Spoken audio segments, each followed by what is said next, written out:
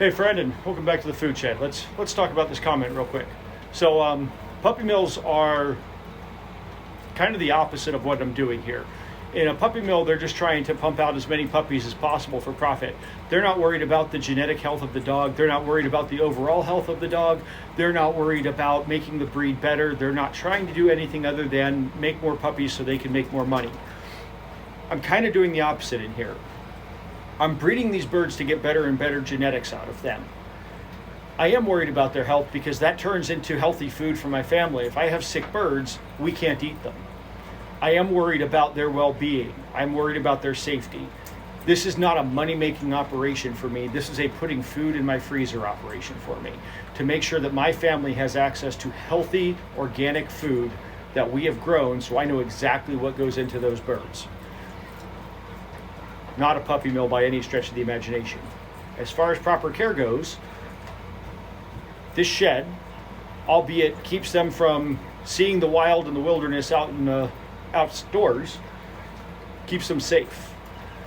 These birds are domestic animals and have no self-preservation or self-preservation skills whatsoever. They kind of have the opposite.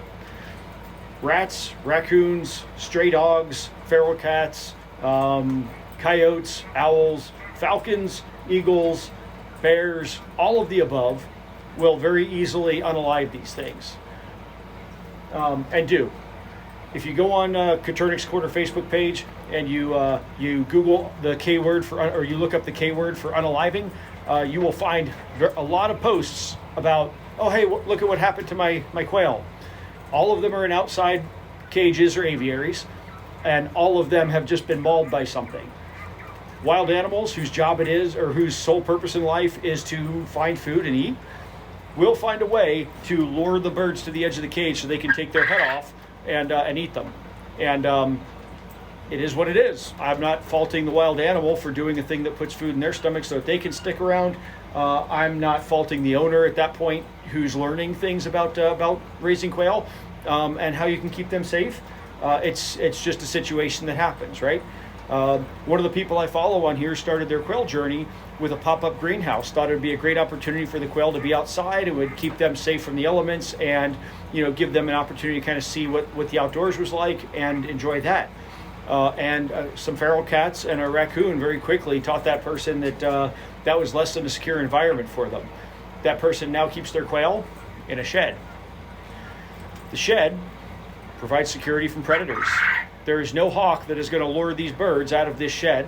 There's no owl, there's no rat, there's no coyote, there's no feral cats, there's no wild dogs, no stray dogs, no bears, no anything that comes into this shed that's going to harm my birds. So they're safe from predators in here.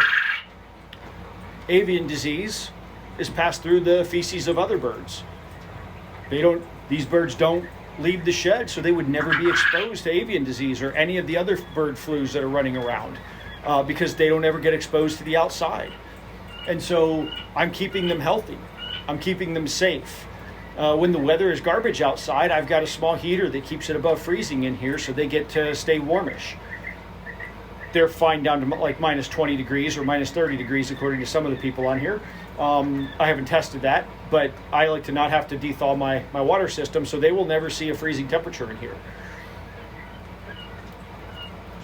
They're safe from the wind. They don't get wet from the rain. They have a very well cared for environment. They always have fresh water. I buy some of the best feeds possible for them. I talk to them nicely when I'm in here. I treat them with respect and love because I understand the sacrifice they're making is what puts food on my table. And I have a profound respect for the animals that do that, whether they be wild or the ones I raise myself. So they're secure, they're safe, they're given adequate or proper treatment, they're being bred for genetic superiority over the previous generation. They have good food, good water, not exposed to disease, nor elements, nor predators. To me, that seems like proper care. And while some people would say, hey, you've got them too packed up, or hey, they need to be outside, I choose not to because I have most of the predators I listed running around my backyard on a regular basis. I had a 300-pound black bear circling my old chicken coop before the dogs ran it off when I had chickens. Right? Coyotes, I see them routinely running around the neighborhood.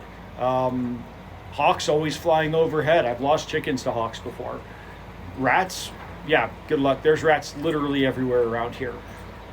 We have some other small animals that eat birds, but they don't eat mine because they're safe in the shed. So I hope this changes your perspective, gives you a better idea of why I do what I do here. The intent is not to punish these animals by any stretch of the imagination. The intent is to keep them safe so that they can provide food for me and my family. And that profound love and respect I have for them extends to when I'm unaliving them.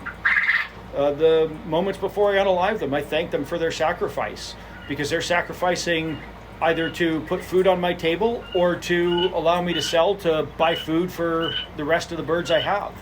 So their sacrifice continues to make this a thing that I can do, and it continues to put food in my freezer. How could I have any less respect for that? That is the most important thing to me, is food in my freezer, and their sacrifice makes that possible. So again, I hope this helps shed some light on my perspective on here, and gives you some reason to think about how this operation is beneficial to them and not a negative thing. And with that, thank you for watching, and I hope you have a great day.